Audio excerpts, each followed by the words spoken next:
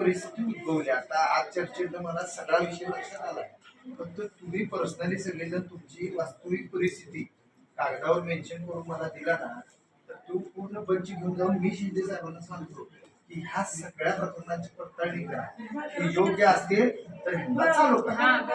एवढं मी तुमच्यासाठी करू शकतो. मी थेट अडचण त्यामध्ये हे करून तुमच्या आधार कार्डचा एक झेरॉक्स जोडून तुम्ही म्हणताय तसं त्या ह्याला जर फॉर्म भरला असेल तर तशी माहिती भरून मला द्यायला पाहिजे. तर तो मी सगळा बंच घेणार, त्यांना सांगणार, मग तिने इथल्या वरिष्ठ अधिकाऱ्यांना ते आदेश देणार आणि मग तुमची सगळ्यांची चौकशी होणार.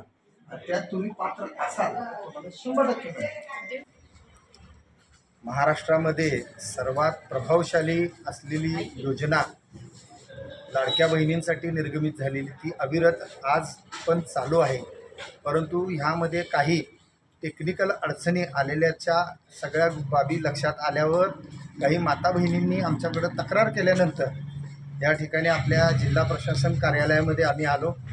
बालकल्याणच्या या ठिकाणी महिला लाडकी बहीण योजनेच्या प्रमुख अधिकाऱ्यांशी चर्चा केली आणि त्यामध्ये काही अडचणी अशा समोर आल्या की काही लाभार्थी महिला ह्या अशिक्षित असल्यामुळे ह्या ऑनलाईन प्रक्रियेतून जी KYC करायची होती ते करू शकलेले नाही. असे अनेक जे खऱ्या लाभार्थी आहेत आणि त्यांना लाभ मिळाला पाहिजे परंतु ते नकळत त्या लाभापासून वंचित राहिल्याची भूमिका या ठिकाणी दिसून आलेली आहे.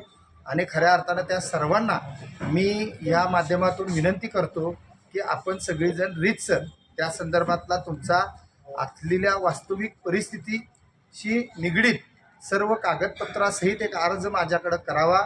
त्या अर्जानुसार ह्या सगळ्या महिलांना न्याय मिळवून देण्यासाठी मी स्वतः माननीय या राज्याचे व आपल्या तमाम महाराष्ट्रातल्या जनतेच्या हृदयातले मुख्यमंत्री म्हणून ज्यांची ओळख बनली ते आपले एकनाथभाई शिंदेसाहेब यांना समक्ष भेटून या सगळ्या वास्तविक परिस्थितीची जाणीव त्यांना करून देऊन नक्कीच ते यावर योग्य निर्णय घेतील आणि या सर्व महिलांना योग्य दिलासा मिळेल अशी आशा या ठिकाणी बाळगतो. यादीत नाव नाहीये किंवा आता सध्या KYC करा असं सांगितलं जातंय आणि साईड तर ओपन नाहीये, तर याबद्दल एकनाथ शिंदे मुख्यमंत्र्यांना तुम्ही काय सांगणार आहात?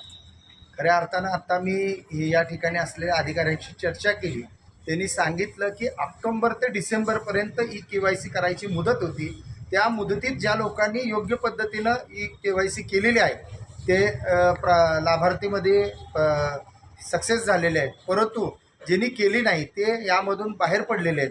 आणि ज्यांनी करताना काही चुका केलेल्या आहेत त्यांना चूक दुरुस्ती करण्यासाठी राज्य शासनानं दिलेली ही डिसेंबर ते ही जी मुदत होती मार्च अखेरची ती मुदत आता उद्यापर्यंत संपते. परंतु अशा ह्या सगळ्या प्रक्रियेमध्ये ज्या महिला शिकलेल्या नाहीत, ज्यांना ह्याबद्दलचा अनुभव किंवा अभ्यास नाही आणि त्यांची वास्तविक परिस्थिती अत्यंत हलाखीची असताना देखील त्यांना या योजनेचा लाभ होत नाही, अशा महिलांची चाचपणी करून त्या सगळ्या कागदपत्रांची चाचपणी करून या ठिकाणी स्थानिक पातळीवर मी प्रयत्न करून हा सगळा प्रस्ताव शासनाच्या अधीनस्थ नेणार आहे आणि त्यामधून योग्य निर्णय राज्य शासन आणि आमचे सन्माननीय शिंदेसाहेब घेतील असा आशावाद या ठिकाणी व्यक्त करतोय. आणि लवकरात लवकर अशा ज्या गरजू लाभार्थी महिला असतील त्यांना विनंती आहे की त्यांनी आपला अर्ज त्वरित आमच्यापर्यंत पोचवावा. तो आम्ही राज्य शासनापर्यंत पोचवू आणि सर्वांना पुन्हा एकदा विनंती करतो की आपले अर्ज लवकरात लवकर सादर करा. धन्यवाद.